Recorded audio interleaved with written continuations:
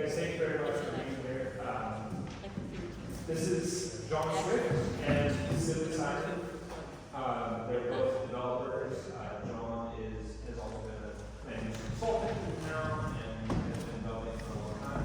Cindy has also been involved with Property Matters and probably 800 other charitable and need-based organizations in town, but currently works at an architecture firm in Santa Cruz and architecture development firm. Right? Okay.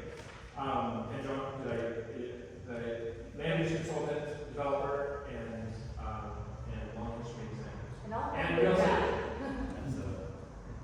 so I'm very reformed. Mostly a land use consultant. I worked for the county of Santa Cruz for years, City of San Jose for years, Santa Monica Mountains as a planner, a public planner, and then went off on my own. Doing mostly planning consulting, getting entitlements for various types of developments, commercial, industrial, residential, and then branched out to doing my own development as well. yeah. All right. Excellent. Cool. That's perfect. Well, thank you, and again for taking time out of your day. I did expect more people. Sorry, we have a few on Zoom, and we have a lot of RSVPs, but here we are. Even with small groups, we've had great conversations, and I feel like we have made some progress. Our goal is to try to figure out where we fit into the big problems of Santa Cruz, and so development has not really been addressed yet, but need for development has. So we're just looking forward to getting your perspectives on these. I guess to start, we always hear about the hurdles for development, and specifically we're kind of more interested in affordable housing here, but we're interested in housing that applies to everyone. So we'd love to get your perspectives, but what do you see as the biggest hurdles for trying to put a development together? Well, I would say the community priorities. So for decades, the priority was the environment, being able to drive down the street unencumbered at 35, 45 miles an hour, not having your privacy intruded upon, and housing is actually considered a scourge in our community, right? We limited the number of housing units, we said no to housing left and right. Now you could argue that in some cases they said, well, we're going to establish an urban limit line and a green belt, and we can grow in the urban limit. That was a feel-good version of it. Well, reality is quite different than that, because it was actually no, and no, and no, and no. I mean, for every possible development that came about. So it comes down to in my opinion, a prioritizing of the priorities of the community. Now, and again, I'm not going to go into much, but I'll go quickly. The state has done that forcibly for us, and I think it's a good thing, because every parochial community in the state of California, particularly along the coast, has chosen to do what I just described for the past 4 or 5 decades, which was quote-unquote managed growth, but in fact it was no growth. And those priorities have to sink down to the frontline folks at the county, which it has not done yet, and I'm sure the city will agree with that. They are still using their old tactics of delay, obscure, whatever, and discourage development. But the state has come down with some very clear, forcible laws that make it obligatory, not discretionary. So I could go on from there, but I'll stop there. That's great. That was the second part of my question, or another question that just this, what do you see as the policies that have changed to make it better? Do you see that they're working? It sounds like yes, the state actually I've gotten necessarily for our cause very involved in state level policy, because that's where the barrier, my version of the barrier John's describing is that it's only one of the barriers, but it's a big one, which is that housing has not been legal to build. And some of it is, mostly, it's been just actually flat out in the ordinances illegal to build almost any housing anywhere. But where it was supposedly legal to build, then it was discretionary and would get declined, so it was not possible to become legal to build. So that is what the state has radically changed. And local jurisdictions still have a ton of control about where, just not about total amount. And so, today I was chairing the Housing Advisory Commission for Santa Cruz County, which is just a little advisory group, but we were looking at the county's housing element, which is the plan for the next 8 years to legalize more housing to build that the state requires. And the state now says this 1,000 units have to be legal to build and feasibly legal. But the county, in that case an unincorporated county, gets to decide quite a bit where and how, as long as it's feasible and it's not on wetlands and other important things like that. So we can, as a community, decide, do we want the taller buildings and to extend downtown, or do we want to have a lot of 3 or 4-story buildings in the middle of our single-family neighborhoods? That's up to us, but we got to do it one way or another. So yeah, I think the state has. One of the interesting things is that capital markets investing in housing production have not caught up to this in California. Last year we probably talked to 24 national investment firms trying to get investment for just housing, mixed income housing with some affordable one market rate, potentially in Santa Cruz. And you would think the top line economics of Santa Cruz, where it's so unaffordable, there's so much demand, would allow it to be a great investment. But those beyond California investment sources all still see it as super risky to try to get entitlement in California. And then once you get entitlement, maybe don't invest, but it's super risky. But it's not, there are more cases in which it's not super risky. Now, compared to 5 years ago, it's radically changed. If you do the right project in the right location, right density, etc., you now just have to check a bunch of boxes. Not that that's easy, and there are gray areas, which makes it administratively difficult, but at the end of the day, if you check all the boxes, the city or the county is obligated to say yes to the project. Again, if it's within what they've already said is in their general plan, you can't just build anything anywhere. But if they said you can build this many stories, this many units in a spot, and you check the boxes to meet the requirements, they have to say yes. So that discretionary thing has been removed in general, dramatically changes the risk profile. That's one barrier, but there are other barriers, which is, one is extraordinary high cost to create it. Another is still the process timeline is so long, and that is a problem because of cost. If you buy a place, and that's where we started to get a couple firms interested in coming to Santa Cruz, investing in new housing in Santa Cruz, and they couldn't believe our timelines. Where they're used to working in other states, where again, you still might have to build some affordable housing in the project, you got environmental regulations, and of course, all this important stuff. But they just couldn't believe it that no, if we go fast and things generally go well, then we'll start construction 4 years after we buy the property, right? And that's ifs, even though the discretion has been dramatically reduced. And I'm never going to put a pro forma together with less than 4 years, in that case. And then you just bought an expensive property, you're carrying it that whole time, paying interest, or accruing return you got to pay to investors. That makes it very expensive. But also we just have a lot of other things that are very expensive here. And so I feel like we've made so much progress in 5 years on that legal barrier, and there's still more to do. And some on the permit streamlining, and I was telling John, my day ended today and started today, each with an email to each of 2 different jurisdictions in this county saying, no, we're not going to follow that process, we said, because that's not in accordance with state law, which is trying to make housing faster. We're not cutting corners at all. But no, we submitted everything we have to submit. You got the time to review it. You send us comments. No, that's the process. We're not going to spend another few months going in circles because you're not allowed to do that. And so we're still got to just implement that to get the timelines where the state claims they're supposed to legally be. But there's just still the time and cost, is huge. And right now interest rates add to that too, but that'll cycle around. But And construction costs also. That's part of what I'm saying about costs. So do you feel like those are cycling too, or is it not taking effect yet? Because they've only cycled this way so far. Well, Not entirely. not entirely. There's something changing. Yeah, wood costs come down a bit, but it's overall, so to skip to the conclusion of this whole conversation, there are no silver bullets, no easy answers. We're in such a bind, and where it's these studies have continually shown that the less housing availability they have, the more homelessness you have, right, and all that stuff. And it's like, how do we untangle this knot? Because you have to pay people who work on construction enough to live in the state what they're building, right? So labor's not gonna be inexpensive. And on and on, but there are things we can do to reduce costs. So on that cost issue, I think it's important to realize that we have a lot of competing interests here. So we now have to put solar on every house. Okay, well, that's a good thing, right? How much does it cost?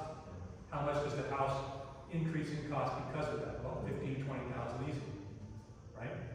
And you go on down the list, the drainage requirements now are just off the charts in terms of the cost. Is that a good thing? Sure. But these things all have costs, and so where are the priorities? If your priority is absolutely save every time, I have a project, 25 units in Capitola we're trying to do. And we're getting density bonus, not a big one, but we're getting density bonus, asking for some concessions. The county is saying, we want to save this particular oak tree, and you need to lose 2 units to do so. And we're saying no. And they're saying, to Silly's point, they're saying, maybe this is too much detail, they're saying, we won't even let you go to hearing because you're not in compliance with our interpretation of the way environmental rules read. Well, no, we have the right to disagree with you and go to hearing and argue that we can mitigate the removal of this one oak tree by planting 3 other oak trees. This is an oak tree that's going to die soon, but nonetheless, in their minds, in their priorities, and then not only theirs, but the general plan and other documents, is this oak tree has a higher priority than 2 homes. Okay, so maybe that's the right priority. I don't think it is, but that's not for me to say necessarily. I'm going to argue one way or the other, but that's just an example of where the costs. We add all these things, energy, requirements at the highest level. In essence, we're building what would be considered castles 100 years ago for each of us to live in. And beautiful homes, insulated, energy efficient, and we all want that. But you know what? We all can't afford that, and society can't afford that for every person who isn't able to afford that on their own will. So then the question is, how do you fund it? In my opinion, affordable housing is not going to be achieved by the private industry alone. Ain't going to happen. These kind of costs that we've talked, that I just mentioned and Sylvia's mentioned, are too great. There's no way we can afford it. My costs are between $300 and $400 a foot. Okay? Just for construction. Just for construction, not for land, vertical construction only. So, and Fred Keeley and the other councilman that started this initiative about public funding, right? And to me, that's absolutely critical. Until the community as a whole steps up and says, okay, it's not just the development. What other industry is out the gate has to provide 20% of their product at not only below market, but at like 50% of what it costs you to build? 20% of your product. That's what we're asked to do. On my project, 11-unit detached homes for the community interest subdivision. The affordable unit was about $450,000. The cost to build a unit is $800,000. On top of that subsidy, I then had to pay $140,000 in lieu fees. A total of $600,000. On Ocean Street, there's a new project across from the graveyard. It's kind of modern design. Probably you've seen it. Jewel, on the corner of Jewel and Ocean. I did that for about 8 years ago, actually. One affordable housing, and the subsidy was almost $500,000 to $600,000 to build out one affordable unit. We add up all of the losses we took on that unit. So who pays for that? Right. The other 10 market rate units. And anybody who says otherwise is on their minds. Right. The requirement for the developer to build the affordable units at their own, completely their own expense, no reduction in fees, school fees, park fees, child care fees, what about police and fire, public safety. These SoCal created water fees are $55,000 there alone. So, you're talking about over $100,000 in fees, just in fees, before you start anything. And that's not including the discretionary fees you pay for plan review. On the 11 units, the Public Works cost us more in review fees than the design fees to design the the physical improvements. They charged us more to review the plans. Is that reasonable? You tell me. So You can tell I ask me. a little side question really quick? Because this came up in a recovery meeting last night with Jamie and Neda about some residents feeling like there's a lot of red tape and dealing with government is very difficult and they're not getting any help. And they're like, there is no advocacy. There is no place where we can go to have an advocacy. So you had said you woke up to the 2 emails saying we disagree with you ultimately, and then you mentioned hearings. Is the only way to kind of argue your point or feel like you can argue what their finding is a hearing? What are the steps that you can take to kind of fight the county's answer to you? Yeah, I agree that, I mean, first of all, the county's case, the city is making attempts to do this and does a better job. The county should be training their staff on the laws that they're supposed to be following. And most of the staff we find don't even know the laws that they're supposed to be following. So, but to answer your question, I mean, unfortunately, it's why it takes professionals that do this work almost 7 days a week to do it, to get a permit for anything, because we know that in a given situation, oh, this is a situation where I should call the planning director. Oh, this is a situation where I should call the elected official. This is a situation where I should call EMB Law to send a lawyer's letter to the county saying they're not following the law. This is a time where I should probably, it's getting more trouble than it's worth, I should just send them what they want, even though it's not correct. Do you think that's what's happening to the CZU bills right now? Like, I feel like there's not enough houses being built after what happened. And You don't think 30 is enough? it's 41, friend. Wow. So. That's exactly what it's. Yeah, Exactly what it's. if I can indulge in telling a short story. Uncle was in his 80s in rural Washington State, also in an unincorporated mountainous area. And last year, 2022, his house was totaled in a fire. And it was on septic. Small house, like 800 square feet. He's a farmer. And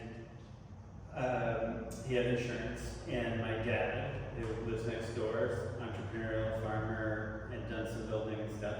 And he took charge, he's 75, and got the money from insurance, got the permits, hired a couple of people to build, had plans mostly drawn by contractors he knew, even the sawmill drew a little plan for him.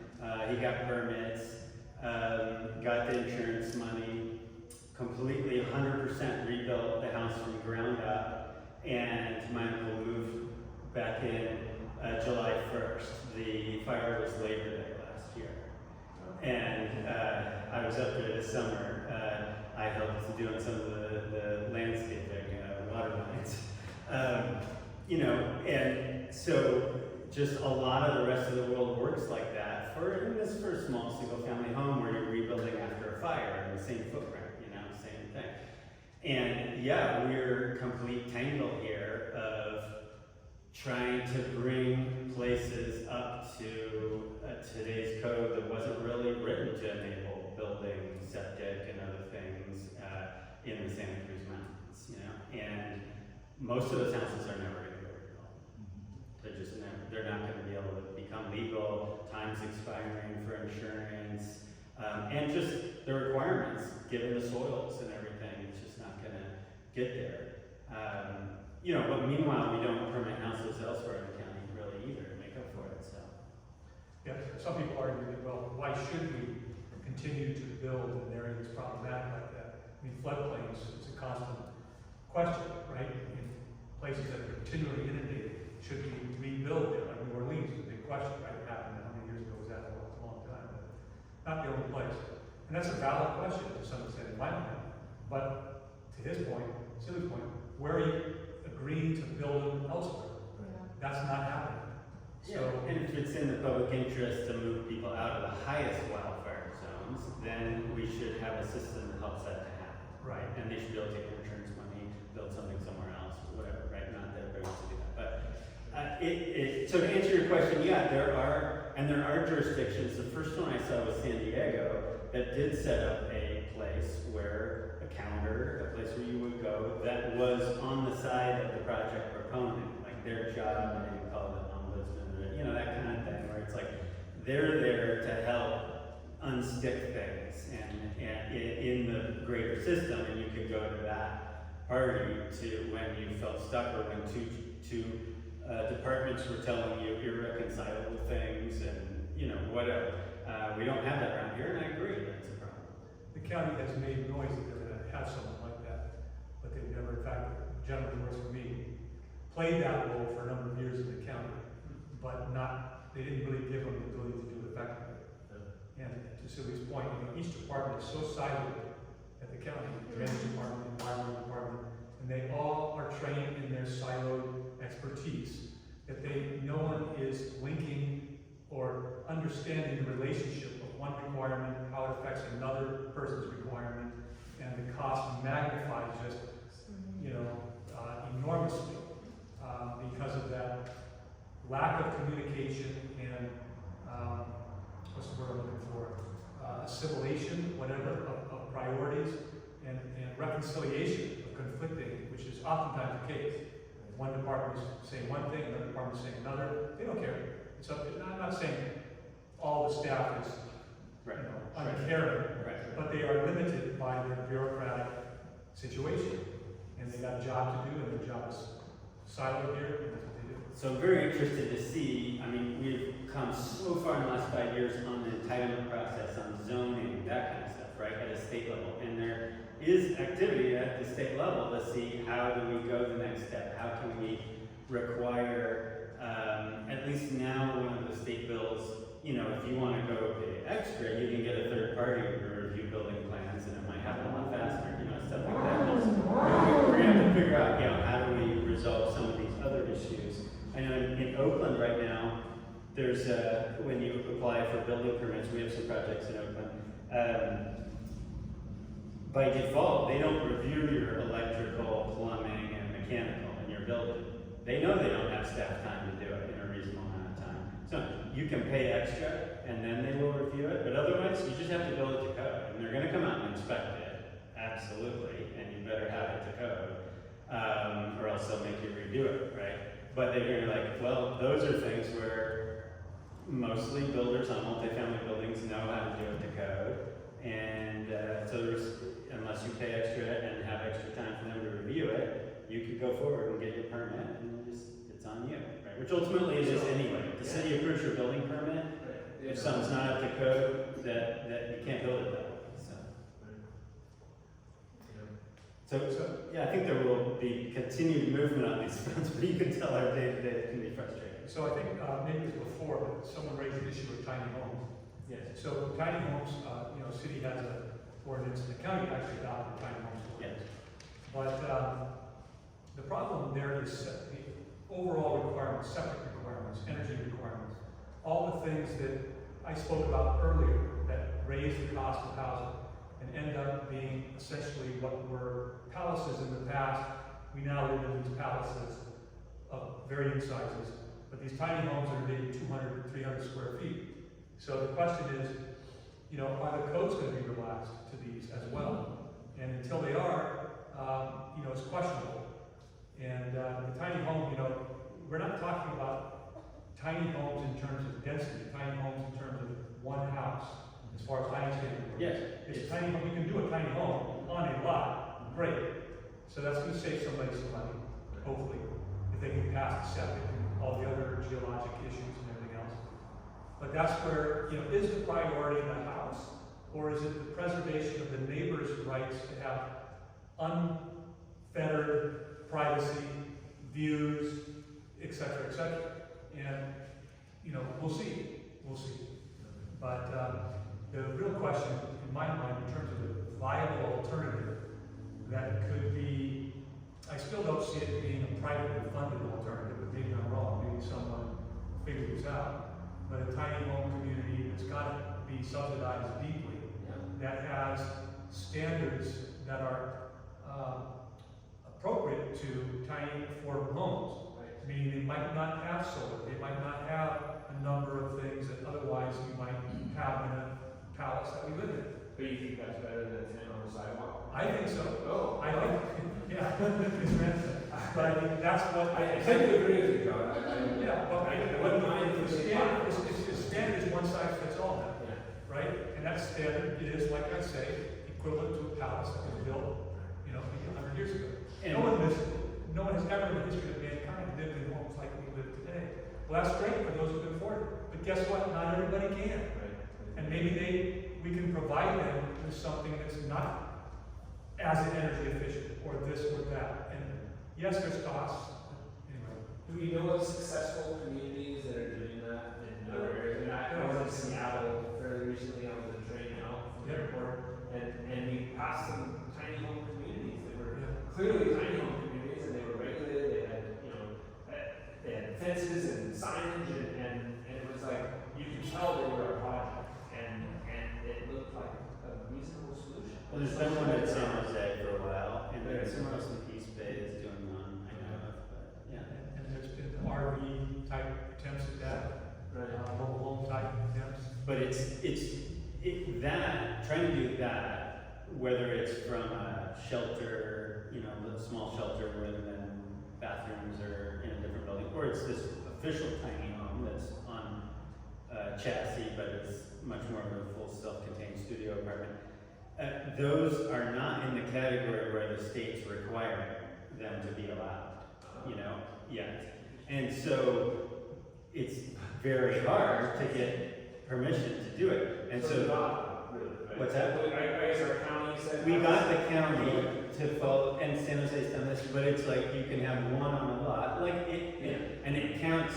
You can't, if you already have a house and an ADU on the lot, then you can't have it. It's like, if you don't have an ADU, but you already have a house, well, instead of an ADU, you could do this tiny home, and you got special permits, and you gotta check up on it every year and all that stuff, right? So so a few jurisdictions throughout the state have allowed something like that, but that's not a village, right? You can't, you have to go through a special custom getting this board of supervisors buy-in for one place. I know churches around here have thought about it, or this or that, but that is a big deal. First of all, you gotta, have it, but then you're gonna have to get subsidy to operate it, right? And nonprofit, and have services and stuff, but just the ability to create it is a whole special project that's gonna, that would take years to get permission to do. And you wouldn't know, the problem is you don't know if you're ever gonna get approval to do it until the end of the process, right? Because you could get a church that owns a big property to agree to it, that's hard. Figure out where funding's gonna come from, draw the plans, all the requirements, who's in charge of it. You could do this for all this stuff, and then at the end of the day, of course, neighbors can be upset, the board of supervisors could get squeamish, or the city council, and say, well, we like the idea, but not there, or not now, or here's these other requirements you'll never figure out to pay for. So, it's in that category, and it's, I like, probably every month almost somebody comes up to me and it's like, oh, have you heard about these tiny home villages, the one in Austin, or the one around, and we should do it. I'm like, yeah, you should start a nonprofit and get a lot of money and spend 5 years, and hopefully you could get one in Santa Cruz County. But I'm not gonna work on that because I've got to get another things done, The density issues is So, a killer. with, In the county, the density is a killer. and so that's where, I became a developer because maybe a path similar to what you all are on. I've been a tech entrepreneur, I was ready to take a break, had a kid, and I got into volunteering and different stuff in the community, and then got interacting with some people who were homeless, realized, well, it's a more complex situation than I understood. So whenever Housing Matters is basically like, what's going on over here? What's the deal? I met with the executive director, and at the time it was Monica Martinez, who's now running for county supervisor. I'm a big fan of hers, but she really impressed me. She hadn't been there that long in charge, and she said, what we're not doing here, you've heard a lot of this stuff. This is what's eventually was the 180 initiative of breaking down the silos, having the programs that can take someone all the way from chronic homelessness into long-term housing, and as far as they can go on self-sufficiency, is working in other places, needed to do it here. I was like, great, I'm in, that is inspiring. I'm in the first donation to it. We've hired Phil Kramer as the staff. I got sucked way in. We're spending 10 hours a week as a volunteer on this. and we started 180 initiative. You know, now it's whatever it is, 1,500 people have been helped out of chronic homelessness. But we were very metrics driven. So, okay, we got from 4 people housed a month to 12 people, and then total plateau. And it's been almost 10 years it's been at 12 people a month now. And I just really realized, like, okay, I wasn't in it to do the same thing forever. I was in it to, like, how do we fix this? How do we make progress? And quickly realized then, okay, we did what we could out of systems change and the funding that was available. Now it's the housing. We're spending so much time trying to, trying to get a landlord to rent, even when we had a voucher and we had support services and we really felt this person could be successful. And then I didn't feel good even when we succeeded, because who's not getting that unit? Is it a teacher? Is it a student? Is it other people we need in our community? We're competing against them for helping this person off the street. We need to help that person, but it's a zero-sum game. And so that's when I became a housing developer. And then I was like, we've got to have the housing, and then realizing that, there are cases where we can do more affordable things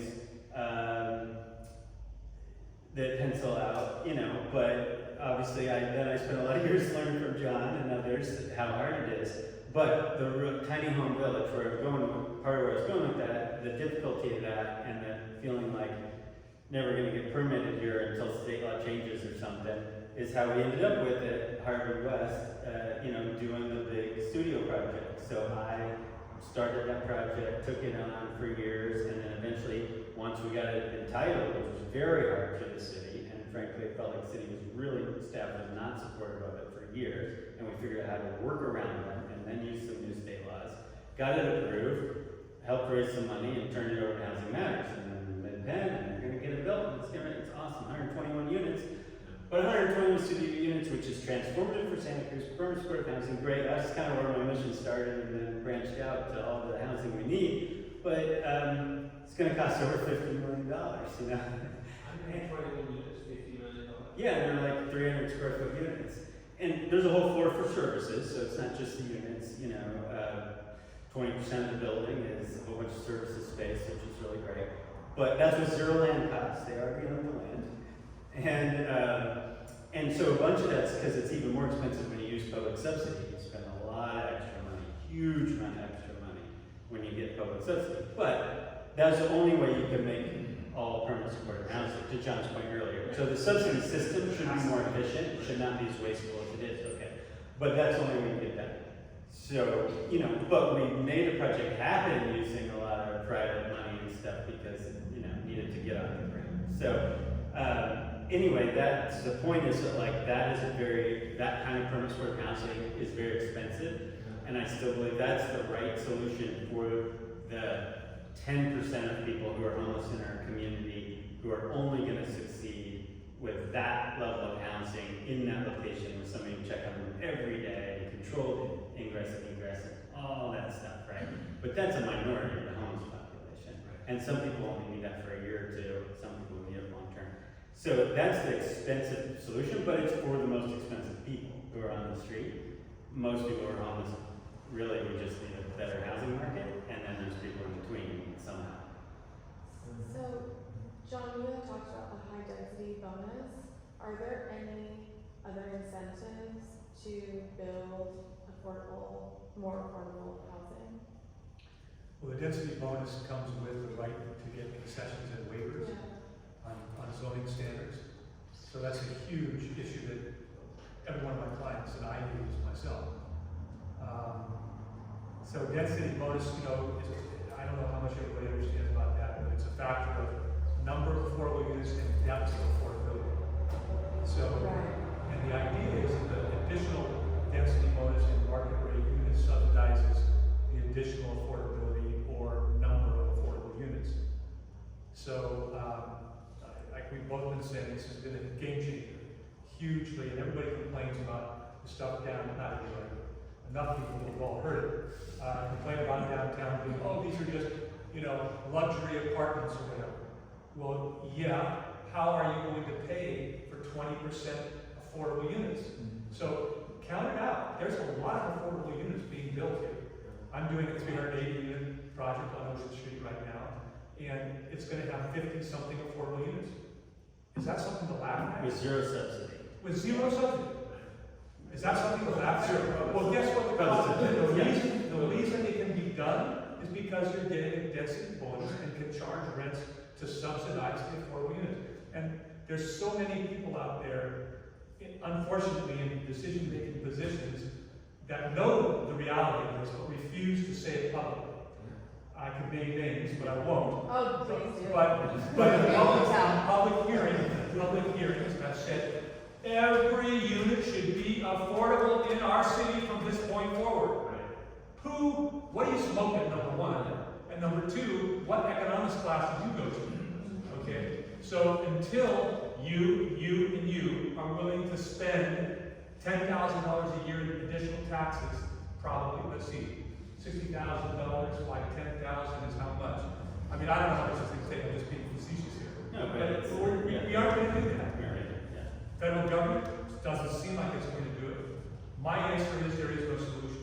Realistically, we're going to live with this problem, and we're going to make changes on the margin, and that's all we can do. You have to think about successes on the margin. And I'm sorry I'm pessimistic.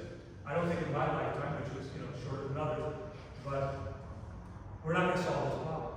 And we're going to make improvements on the margins, and that's good. It's worthwhile doing. And to that point, I want to say, how many hearings have I been in the 40 years I've been doing this work, where someone will stand up and say, this one tree is worth 10, 16 units, or the additional traffic, because I'm going to be forced to be in line for 10 more seconds at this intersection. You have to cut 10 units. And so their concept is, I'm going to improve the environment or my life by a margin, and it's worth fighting for this margin. No one is fighting for the marginal housing unit. I'm not saying I'm exaggerating, because there are people, there's plenty of people, you guys potentially, housing matters, a lot of people are beginning to do that, and that's Way more than 10 years ago. Way more than 10 years, and that's what it's going to take, is that commitment to win on the margins. And until you win on the margins, you can't win the big battle. Maybe I'm slightly more optimistic than John, but it's only to a degree, and that's because I haven't done it as long as he has. But the period of time I've been doing it has been more dynamic in terms of things changing. Right. But it's like, I do think it's right to think of it in your head of like, our housing homelessness crisis in California, it's like climate change. None of us believe climate change is going to be gone in 10 years, right? But how bad it gets matters a lot. There's a lot of degrees of suffering and how many people are suffering, right? And so if we can make it less bad in 10 years, that helps a lot. So maybe I would only to a degree agree we're not going to solve it in 10 years, we're not going to solve it in 20 years, but I think we could be saying 15 years from now that, oh, it's getting better instead of getting worse, and then steadily better, and then maybe when my daughter's my age, it'll feel a lot better. If we do all the right things, right? Much like climate change, but take some big changes. So I have a question. I'm John Youngs. I'm the editor of Good to see you. Access Times, and I read in the New York Times on Sunday an article by Connor Dougherty, I think his last name is. Did either of you happen to see that? I don't think It's so. about public housing, a new model in Virginia that seemed to be very successful. Now, what they did was, and they used this example of, it was an apartment building, 168 units, which is, a sizable number of units.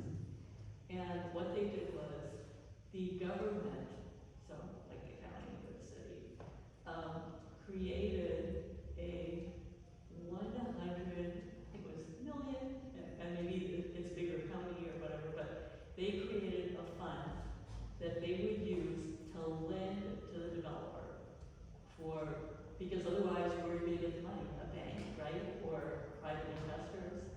They were talking about private equity where the interest rate is in the high teens. Right. Okay, so that brings that carrying cost, Right. ooh, it's just ka-ching, over and over. And so having this money available for the developer, it lowered the cost because they were, I think the rate was 7% versus 10s. And that was the secret to making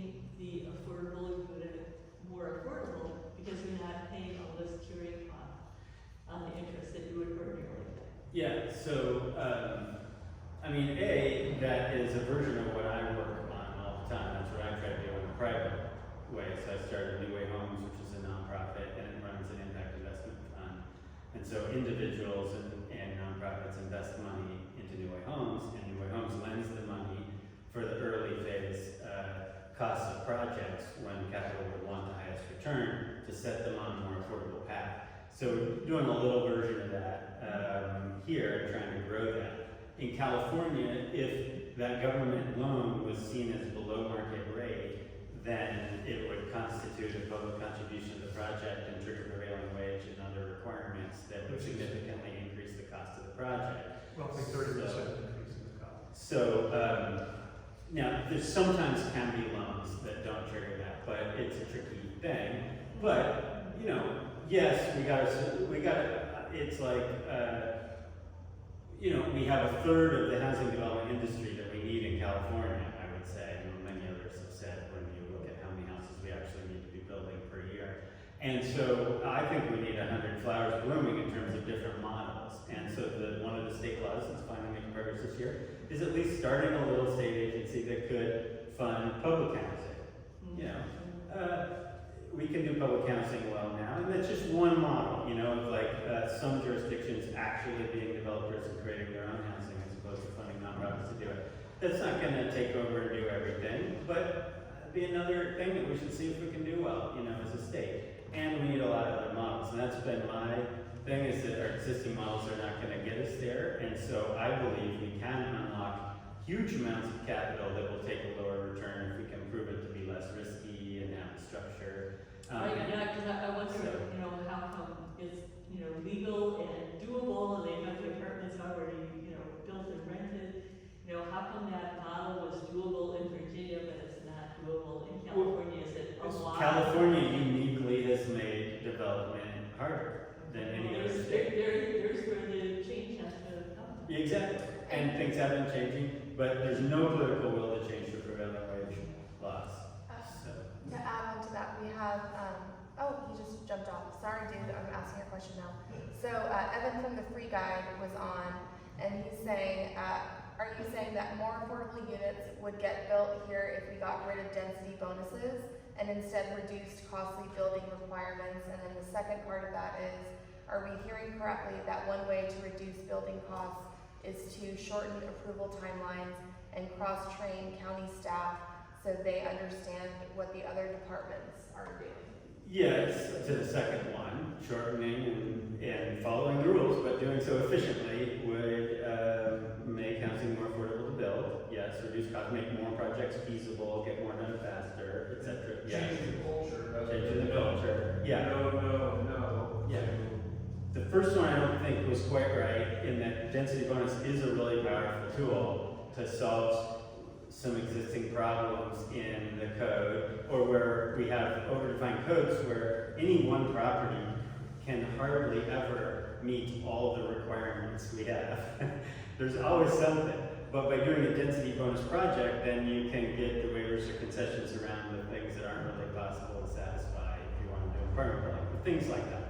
So we do need density bonus law. It existed for a long time. It wasn't that used, and then the state really improved it. It's working really well. I would advise, and we do advise anyone who comes to Workbench for help, just do a density bonus project. And they're always like, oh, but I don't know. I know it's tough to do affordable unit, and they're like, no, it's going to work out better for you. I promise. Yes, there's some red tape there, but it cuts a lot of other red tape. It's worth doing. So that law is important, but the costs, other costs in the system, we didn't talk that much about fees. John explained, like in terms of priorities, but in the kind of projects I do, we have yet to pay more for land than we pay in fees on a project. And so Per door. Yeah, per housing unit or in total for a project, yeah. And you know, there could be some where you pay a bit more for land or whatever, but mostly, and certainly where we look for reasonably priced sites, and when we do buy sites, and you know, I've heard a lot of staff, jurisdictions, and then legislative staff, and I'm often correcting that because they're like, oh, but the price of land, and if we zone for more, I'm like, look, we pay more in fees than we do for land. So fees are just a rule that could be changed. And it's like, and to give some credit, the water department in Santa Cruz really reduced its fee per door a lot in the last few years, because they realized, like, it's money going into, it's not covering a cost for that project. We're building the most water efficient units in California when we build new housing, and multifamily housing is super water efficient, way less than even the average house in Santa Cruz uses. And you have to pay for the cost of bringing water to that project. That's aside from the fee. You're already doing that. The fees are just to go into the pot of things that pay for replacing really old infrastructure in the greater system, or hardening things for climate change. And in fact, are a tiny percentage of that budget.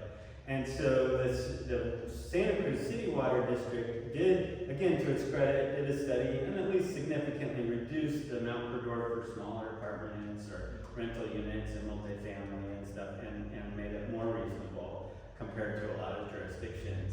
But we still, like, that permanent supportive housing project over in Harvey West, kind of top to bottom, the city system loves the project now, but we're at this point. And it's, like I said, 120 units. They'll each have a single adult in them who's been chronically homeless, no kids, right? But it's going to pay $150,000 in school fee, because in some theory, in some study, any new housing might bring new kids, you know? And it's just like another cost for something that we're doing that's great for the community. That I know the developers on that made money on it, because that was us.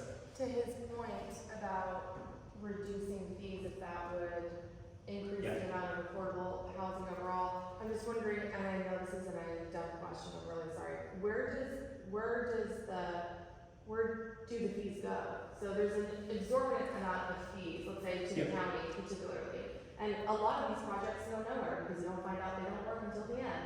So where do those fees go? And if we were to reduce them, would increasing affordable housing in turn, that property tax make up for the loss in potential fees? Yeah, I mean, it is true that more property tax revenue would come from more new buildings being created. Now, a lot of that property tax revenue goes to the state, a relatively modest percentage of it comes back to the local government. This is, the nerdy term is, fiscalization of land use policy, which is the local jurisdictions would say that they lose money on housing being developed from how much property tax revenue they get versus the services they have to provide. They break even on office and they make money on retail, if the retail is actually occupied. So they tried it. A lot of the apartment buildings, we look at building where we can build more density housing, the city or county requires us to put commercial space in the first floor, and then the bank says you're probably not going to rent that any year soon, and so we're going to assume in your pro forma zero rental income from that commercial space, because there's just not demand for it, and yet the city requires it. Then why do you require it?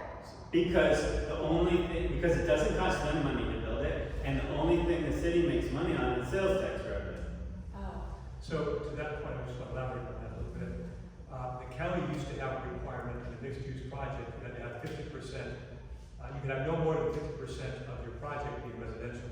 Scotts Valley still has that, they're considering changing that. That's something that could use input from everybody in the housing element, in the general plans, because that's a holdover. No projects get built with that. No project gets built that. I mean, if you look at Santana Road, everybody's been to Santana Road, right? That's a 5-to-1 ratio. 5 residential floors above 1 of retail, and that can work. 1-to-1 is absurd. It ain't gonna work. It does not work. Nobody builds it. So, and you can go around town, even do it. What's that? Right. We don't need it. Right. But I've had numerous discussions with planning directors. Well, we don't need it now, but we might later. We can't afford to give it up. So, okay, but you can afford to give up housing. Again, it goes back to priorities. It goes back to priorities. And so, the idea of continuous, never-ending arterial commercial strips, which is what SoCal is on, what water is on, right? it's faceless, Mission Street, Ocean Street, just continual commercial zoning that is largely empty, marginal uses, instead of focusing commercial in commercial nodes and allowing residential to be built like in many other communities nowadays. A lot of El Camino, look at El Camino plan, and you'll see a lot of large swaths of residential, and then the intersections are high density commercial and residential that have a sense of energy to them, right? And the city general plan, 23rd general plan, begins to look at that and encourage that.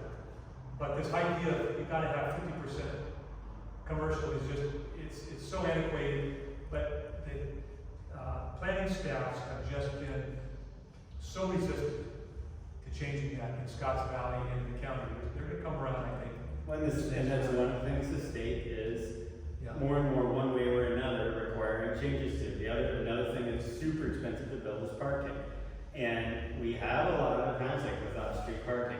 And there is, minority people want housing, increasingly will do it with less parking or even no parking, right? Lots of students, young professionals, others are ready to do it as long as there's the right amenities in the right locations, right? And so some of our housing stock we should create is without parking. But that was never going to fly locally until the state said, no, in certain locations, like within half a mile of the downtown bus station in the city of Santa Cruz, the city can't require parking in the housing to go to housing. So again, it comes from the state level because that's where people are not as responsible to the small number of angry neighbors, and they can look at the overall, need. But those are things that we're still in the middle of tackling. The commercial corridor requirements are not fully there yet, and then fees just haven't really been all that tackled. One state bill said fees have to be per square foot as opposed to per unit, because per unit fees incentivize you to the biggest possible units. And so by making them all per square foot, that's better. But there's still these, crazy, like the SoCal Water District fee is just unfeasible to do most things there. You can afford to pay more fees if they finish a project in less than 5 years. Yeah. Well, there's a lot of things like, again, it's like, well, then there becomes a big populist movement to like, let's have more affordable requirement in the project. I actually always say to that, like, I'm not going to be a developer shows up, says, oh, you never can do it. Look, there's a reality. Projects aren't going to get built if it gets too high. But I can say, look, that's what I always say, it's the priority. It's like, if your priority is to always get 20%, even 25% in a project be affordable, it can be done, but you got to change a lot of other policies to enable it. And we're not even close to doing that. Yeah. And one being changing construction for affordable grants. That's even an easier task to say across the board. Let's just choose the affordable, give a break on park fees or on school fees or on whatever to make those more affordable to build. Okay, but I'm going to get an optimistic answer to one of your previous questions, what tools are available. There's a big source of subsidy that hasn't been used to my knowledge in this county yet that can be. I'm going to try to do a project that uses it. We've seen it have success in Oakland, which is that even if you, now it's relatively new, if you fully privately fund a project and get an apartment building built, if you operate it as all low income, and in this county a single individual can earn over $90,000 a year and be considered low income. So if you operate it as affordable to low income with low income tenants and some certain other guardrails, then you don't have to pay the state portion of property tax. The vast majority of your property tax is exempt. And it's relatively new that system works even when you're not in subsidized housing, publicly funded subsidized housing project. And so we have one in Oakland and hopefully one we're going to try to do in Watsonville that uses that. And that's huge because that's your number one operating cost is paying property tax. And that's a subsidy by right. So it's not one you have to go compete for like tax credits or whatever. You do it. And it's also, you don't have to commit for 55 years. You build it, start out low income housing. Every year that you operate it as 100% low income housing, you get that property tax break. You could change it down or whatever. So that's a huge potential incentive, but you do get more bonus density if you do 100% affordable, and then you are committing for 55 years. So, I think that is a huge additional tool that we haven't used here yet, and I'm excited to. Is it a new tool, or it's just Relatively new, yeah. It's existed. It's been quite a while that publicly funded affordable housing projects, once they're done, oddly, they have to, while they're in process, they have to pay property tax. But once they're done, then they got that property tax called welfare tax exemption. But now you can set up a privately funded and owned housing project to do the same thing based on how you operate it. Is there a name for that? It's the welfare tax exemption. Okay.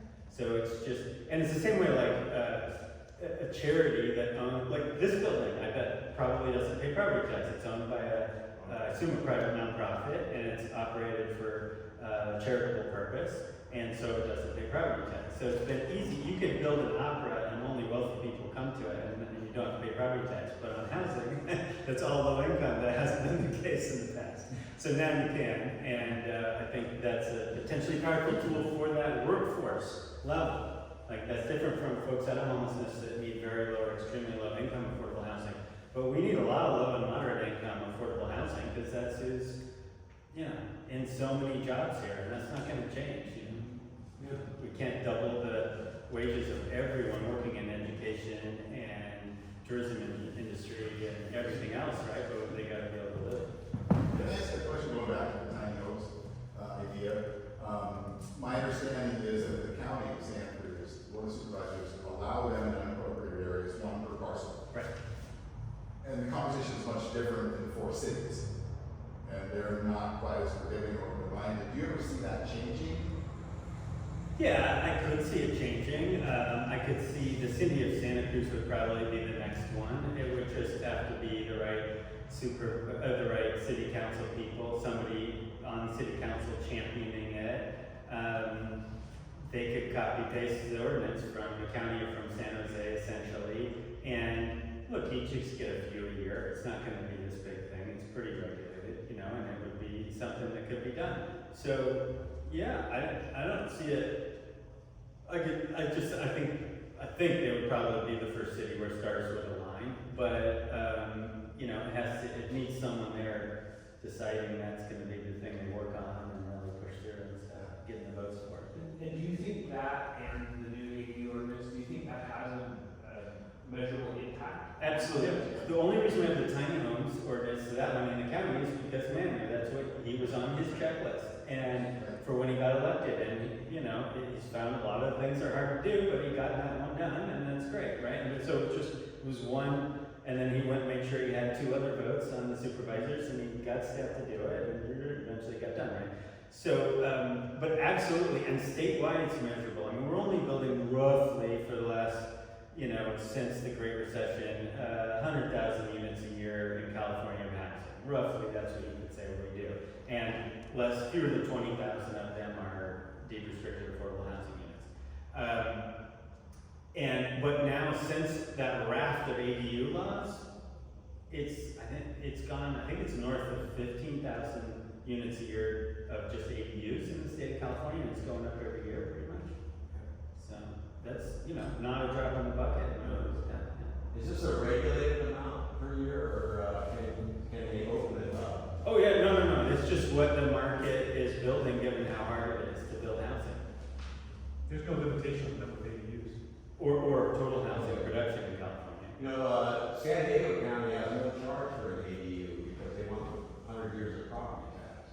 Yeah, I mean. So they're pretty simple down there. So no fees at all? No fees at all in San Diego County. No water fees, park fees? No. Not for ADUs. I know. Well, yeah. And Not here. right, but I think it was Fees would help build more units. Sin City here, I think, is where we did it first.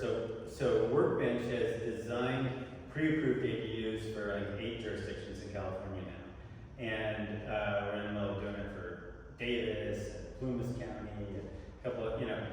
But San City, I think, was the first one that we did it for, and there it's $20 to go pull a permit for an ADU, for pre-approved plans. They have it on. Yeah, we drew a few different models. You can do 2-bedroom, 1-bedroom studio, whatever, and they've been through the building permit checklist. We've updated them for the 2022 code now. And anyway, you can go in there, and if that's one you like, and you got to draw a site plan that's very simple, and $20 you can pull the permit. So it can be done. And ADUs count toward the arena requirement? No. For total housing, they absolutely do. As a housing unit produced, they 100% they do. But Not necessarily low income. There is, they can count, they don't have to count as above moderate income. So there is something I'm a little fuzzy on, but like, you basically look at what they typically rent at, and if that's affordable to a moderate income, HCD will allow the jurisdiction to say, okay, these are moderate income. Yeah. But the cost of building an ADU here in Santa Cruz is outrageous.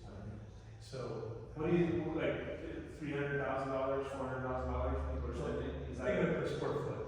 The smaller the unit, the more cost per square foot it's gonna be. Right.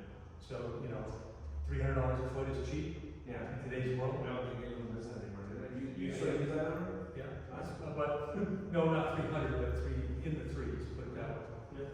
But, and if you're building multiple units, you can get Sure. a couple. But, small ADU unit, I mean, it's gonna be really hard Yeah. to build in the threes. Yeah, I mean, I'm a native of the county, 73 years I've been here. And I've been building in this county for 45 years. And, I'm just trying, had a client in the CZU fire, charged her $20,000 for a permit to rebuild their house.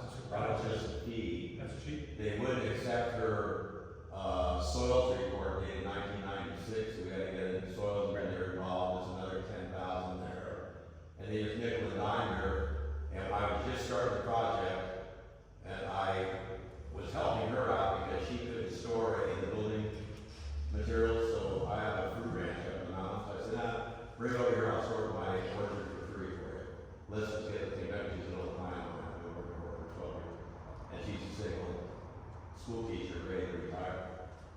So, I was just getting started on the project, and she just got tired of being dictated by the county, and she bought a house. So now we gotta sell her property with this. But the question I have, you don't mind me letting it, I'm sorry. The question I have, after World War II, they built, affordable housing automatically. And, for instance. Private industry built it for. Yeah, 1,200 square foot, 3 bedroom, 1 bath. My in-laws bought one in 1946 when he got out of the Army Air Corps, he flew B-29s, and for $8,000. And I've been trying to build affordable housing for years. The biggest house I ever built was 2,400 square feet. Right. And the first house I did was $134,000 on 3 acres. That house today is $1.5 million. All because this county went to low growth and no growth right off the bat as soon as Prop 13 went through. So what I've been doing some research, and if you guys want to hear from me, just tell me.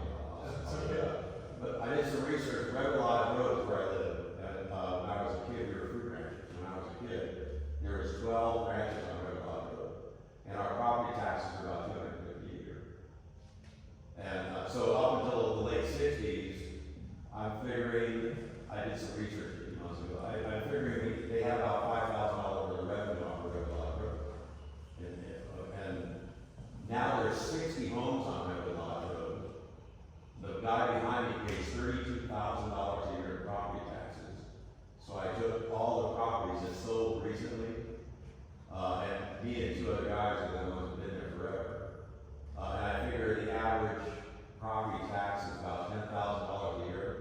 So they're getting $600,000 worth of revenue off of Red Lodge Road, when they used to get about $5,000 years ago. Where's all the money going? Well, that's a If you state expand budget. that, It goes to the state budget. I understand that. Yeah. But if you go to the whole state, they've got so much revenue, why isn't the state giving us more in the local level? Why aren't our supervisors up in the state fighting for that? Well, I think that percentage is set by Prop 13, so we as voters, Californians at the time, Oh, yeah, in the 70s, right, approved a property tax system that slowly has starved local government. Right. There's also unfortunate pension plans that have been very difficult. There's a lot of issues, right? and costs going up, you know, we have to pay our teachers a decent amount, etc. So there's a lot of issues there, but Prop 13 reform is an important topic.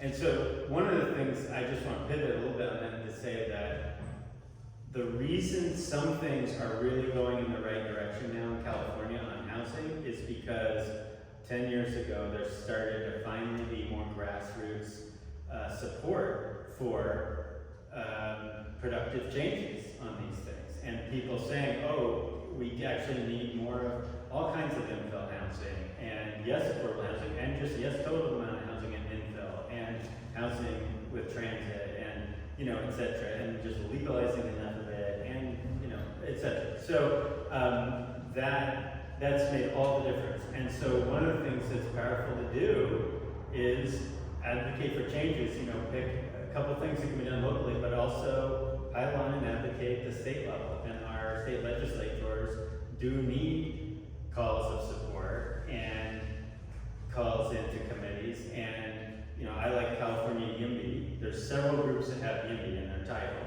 and they're all different.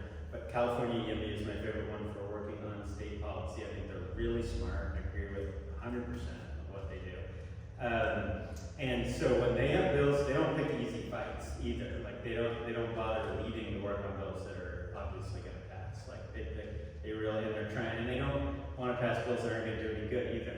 They're, you know, pretty disappointed about SB 9, for example. So, you know, it's, I think, being more voices, and it's surprising. It's like, oh yeah, they want folks from Santa Cruz County endorsing their bill. You know, it's just like I've called into state hearings from here. Stopped on my bike on the way home, you know, and there's not that many people calling in and explain why it's really needed. You know, it's just we need those voices, and those voices are winning the day on a lot of topics. You know, not everything that we need to do, but a lot of stuff. And so now it will come around to tackle fees, I believe, for example. So we need voices that say, yeah, unfortunately our local governments are starved for funding, so one thing that was politically palatable to do is put all these taxes on housing development, right? And, you know, even Fred Keeley will say, he agrees, I mean, if you get him in a non-public moment, he agrees that wasn't a good thing to do, and he was on the Board of Supervisors for part of it. It sounded good at the time. And so, you know, it's not that those things don't need funding. We need funding for our parks, right? But if the only thing we do is to tax the thing we're most starved to have, like, that's not a good thing to do. Somehow we need to fund it another way. Yeah, the problem is those, you know, people electing these people that are part of the problem. You know, Keeley's been a problem for a long time. Larry's been a problem for a long time. Well, look, Because they come up with these ideas that it just costs too damn much to build homes in this area.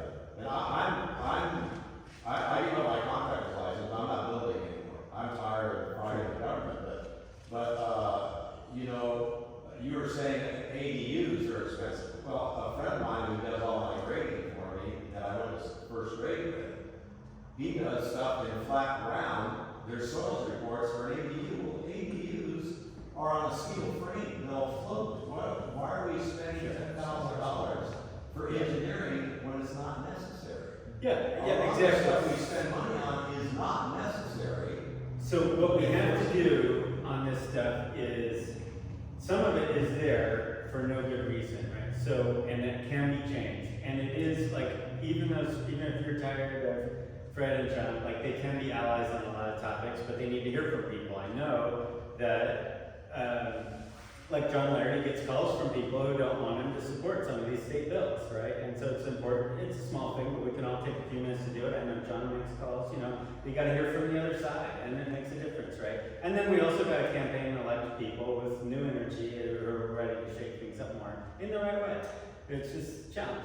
But what I was going to say is we found one of those things that is unnecessary, which is that we've been for decades supplying water to apartment buildings with much bigger pipes, therefore total amount of potential water use, not actual water use, but potential water use and water pressure than we've needed, because the plumbing code has been based in the 1920s on the assumption that everything in the whole building could be turned on at once. But now we have so many fixtures per person, and family size and blah, blah, blah, blah. It's just never the case, you know, when we got dishwashers, you didn't use that dishwasher. You just don't run everything at once, like, and so, we've measured, not we, but the greater engineers have measured hotels and apartment buildings of all sizes, and they come up with a model that says if you supply water infrastructure for the peak use of this, you're probably 3 or 4 times what will ever actually get used, instead of where the plumbing code is, which is 20 times what will actually get used. And okay, having smaller pipes saves a little money, having a smaller water heater for big buildings, it definitely saves some money, but the thing that radically saves money is that your water fee to an apartment building is based on the size of the water pipe coming in. And that's hundreds of thousands of dollars.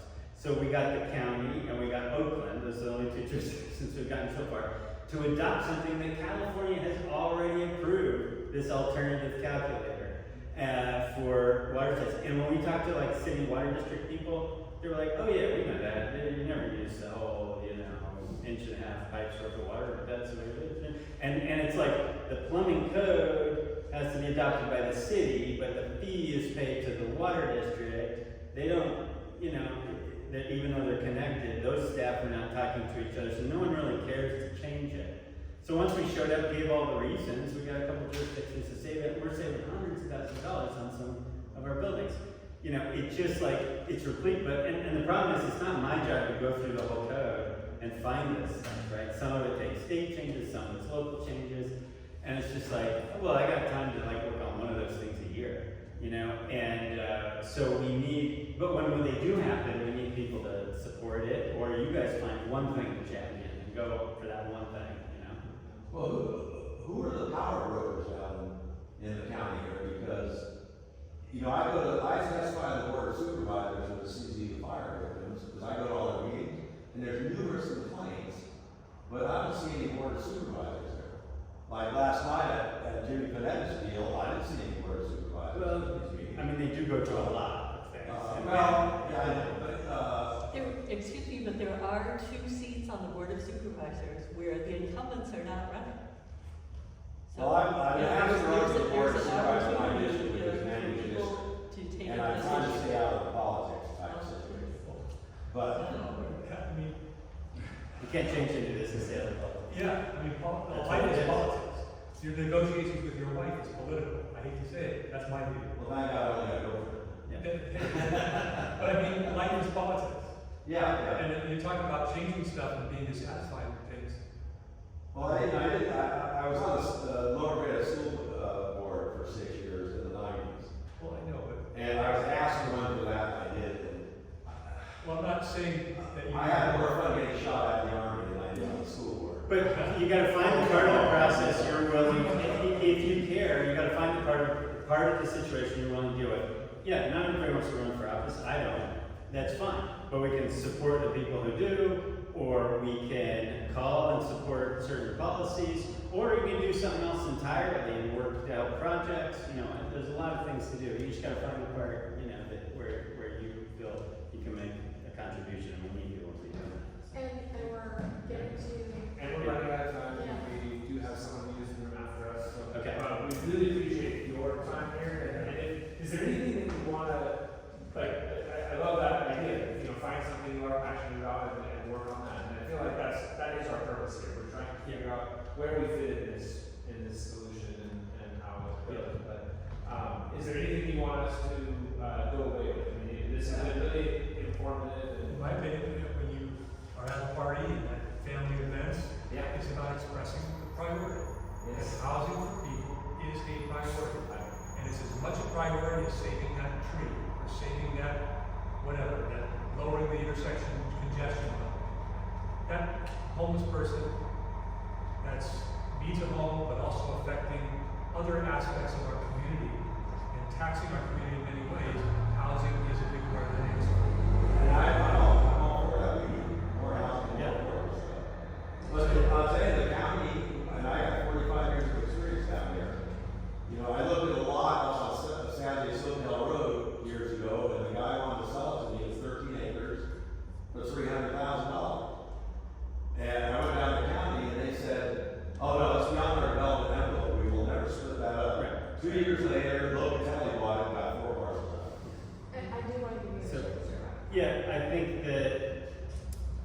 Just then a couple tips. I think Housing Santa Cruz County is an advocacy group. I think you should all sign up for their list. Maybe become a member, maybe $25 or something, because I think that's a group that has grown up that's trying to advocate for good things that'll help in this. So they endorse projects, which is important, and then that shows you projects where you can send a quick note or do a quick call. That really matters in our community. It matters when just as many people show up for a project as against the project. That's been a big change in the last 10 years. It really matters. So Housing Santa Cruz County, or policies, or the local measure, which John mentioned that hopefully would get on the ballot next year, because we have to have a little bit of local funding for affordable housing in order to compete for the state and federal funding. We don't get our fair share of that subsidy to build affordable housing unless we have a local match, so we need a local bond. So if that happens, so Housing Santa Cruz County is a good little entry into that, to what to support. And I will send through you, New Way Homes is going to do a crowdfunding offering, which is an opportunity to loan a small amount of money if you want to a nonprofit and get it back and get interest to help build affordable housing. So that's another model that I would be remiss if I didn't say. But I think finding, and then, like finding something housing related that you can get behind, work on, work out the kinks of and take to, there are elected officials here who will bring, but they don't have time to figure out the answer. Man, it was all about getting that plumbing code change passed once I teed it all up, right? And then Drew was unanimous on consent agenda by the time it got done. So find those. Have you ever had any luck with the supervisors calling you back? 'Cause I testify the board of supervisors all the time, giving my phone number, wasn't it? That's not, you gotta I've never had any back. Well, they do email you back. Yeah. I get emails back from them all the time. So, The other one that got back to me was Jimmy Canada. Well, thank you so much, guys, for coming. This was super informative, and I think we'll be following up with you after